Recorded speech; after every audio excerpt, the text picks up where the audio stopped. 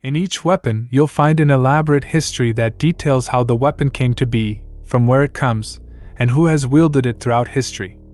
Certainly each is deserving of evocative research, and characters witnessing such a weapon won't necessarily know anything about it. Hence, some degree of investigation will be necessary. The research is always a good place to start. Characters should be encouraged to pursue other avenues. Most importantly, research should always be a dynamic part of the story. Maybe the characters must pursue a series of clues that leads them from dusty tomb to a closed-off museum wing to the file cabinets of a United States senator. And something should always stand in their way, something beyond the mere chance of failure.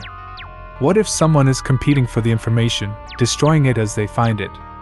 Are they being pursued by assassins? Even something as simple as trying to break into those aforementioned cabinets, while not alerting the guards in the hallway, is a great form of suspense during actions related to research. Black Dawn always feels like it's at the wielder's body temperature, and the whole effect of carrying the gun is like giving a handshake to an old friend, often the wielder's only remaining friend.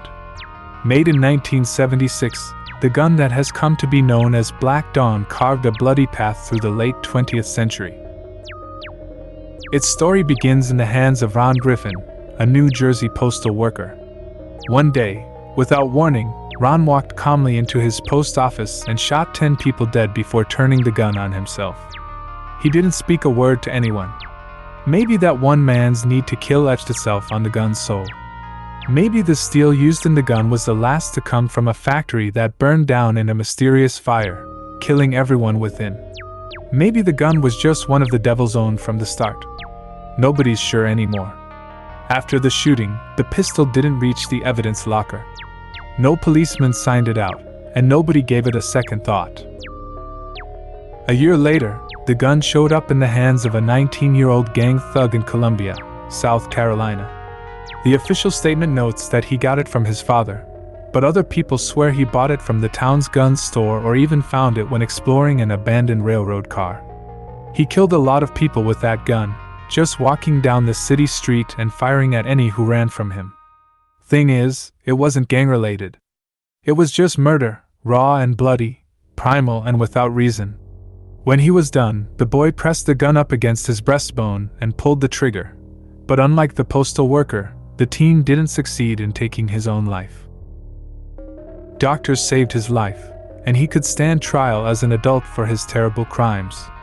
Only after he'd been put in prison did anyone notice that the gun was missing.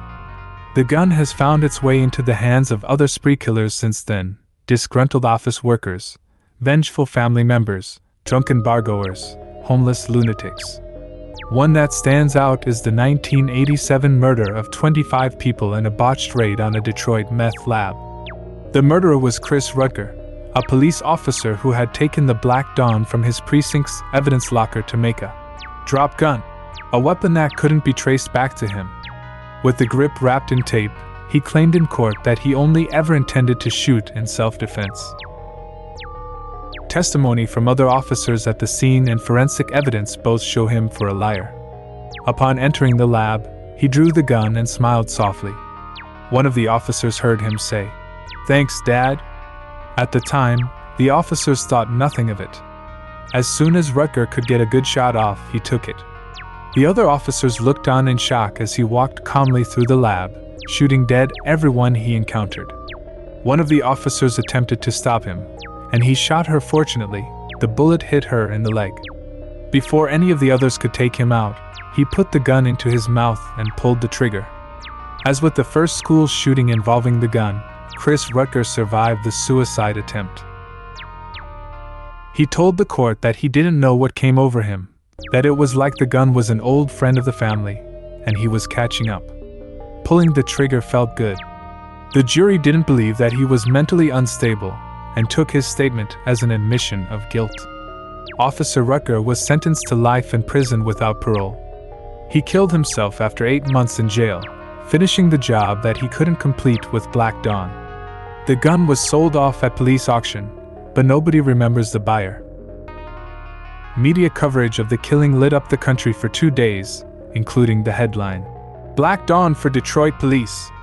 The meeting between Ronald Reagan and Mikhail Gorbachev soon drove it from the public's attention, but law enforcement took to calling the gun Black Dawn when they encountered it.